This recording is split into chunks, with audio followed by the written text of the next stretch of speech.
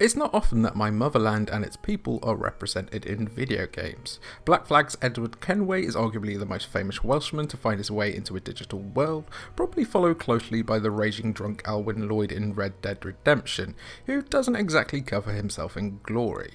Apart from those two wildly different characters, there's not really much to speak of. For a country that features a giant dragon on its flag, it's just bizarre that so few games have tapped into Wales as a country in terms of setting, people and its deep well of mythology and folklore. Maid of Sker seeks to remedy that, it being inspired by R.D. Blackwell's 19th century novel of the same name and a Welsh ballad that even I cannot pronounce. Maid of Sker puts you in the shoes of Thomas Evans, a silent protagonist apart from all the grunting and panicking of course, who travels to the Sker Hotel at the behest of the woman he loves, Elizabeth Williams. It's not long after Thomas gets off the train in the dense loveliness of the Welsh countryside that he realises something's gone terribly wrong. For starters, everyone in the hotel acts like they've watched The Strangers a bit too much. While avoiding the head-bagged patrons and workers of Sker Hotel, you must track down 4 cylinders that can be used to revert a song's effects on the people of the hotel, which includes Elizabeth's family. She calls you occasionally via a telephone booth and points you in the right direction, but everything obviously isn't going to be as straightforward as going to X to collect Y. If you've played a first-person pacifist horror over the last 10 years, you might know what to expect. Keys, sneaking, and some clenched cheeks. The brunt of your time in Maid of Sker will be spent skulking around 19th century corridors and trying not to get lost, all while hoping to avoid a battering by the blind quiet ones. Like all good single location horror games, Maid of Sker's hotel is labyrinthine and vast, with plenty of hidden nooks and crannies. It's also highly likely that you'll get lost at one point or other, just down to how sprawling its grounds are and how little the game holds your hands when it comes to navigating them.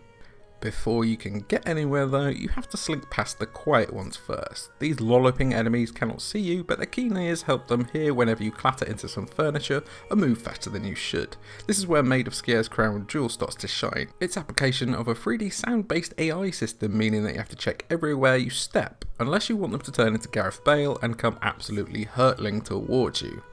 Another interesting way Maid of Sker uses sound is in how your character breathes. If you're sprinting around, your breath will be far more laboured and you even start coughing if you stand next to a fire for too long. To counteract this, you can hold your breath, which, when combined with crouching, can help you move past the quiet ones undetected. Some frustration does arrive when these enemies come after you without you realising what sound you've made, though Maid of Sker thankfully lets you take a few hits before you go down while playing on normal. There's also 3 different difficulty modes, easy, normal and hard. I played it through on normal and it was fairly challenging. The game's save system may also cause you some stress, you only being able to save at specific phonographs. If you've been patiently creeping around only to get back into a corner and then killed, it can be extremely disheartening to have to start from the last phonograph. This system works as intended, it adding tension as you try to avoid an annoying restart, though can just become off-putting and frustrating if the failures keep racking up. There's a lot of distance between the previous phonograph and the next. Generally speaking, Maid of Sker isn't too scary a game, more so just unnerving and tense, even if it does lean on some pretty effective jump scares from time to time, like this.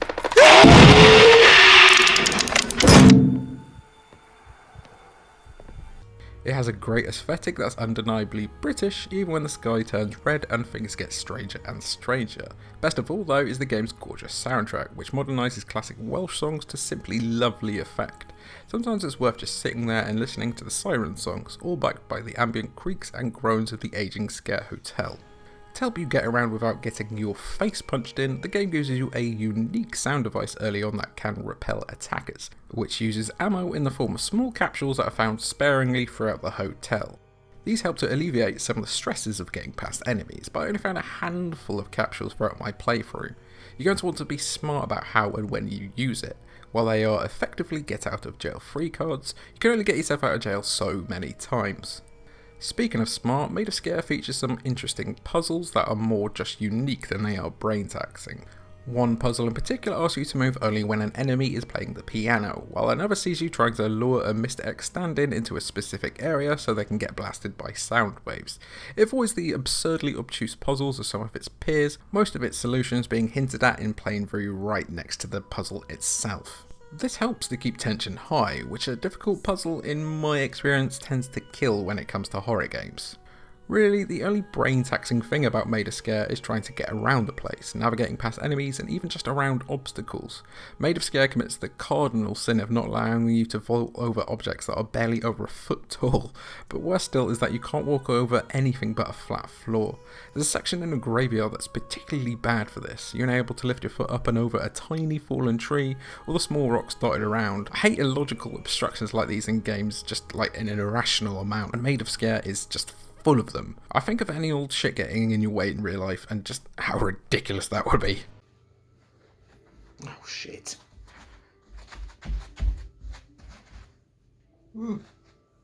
Your mileage on the story may also vary. While I appreciate Maid of Sker not slapping me around the back of the head with exposition, there's a lot that only makes sense after exploring for background lore and filling in the dots yourself. If you purely rely on cutscenes, you get a bit of a jumbled picture of what goes down in either of the game's two endings. Those endings also arrive pretty abruptly. I saw the credits roll after nearly 4 hours, a lot of that also involving confused backtracking. It's a tad on the brief side for sure, but Maid of Sker has lots to collect, judging by the fact that I unlocked 7 out of 20 possible achievements.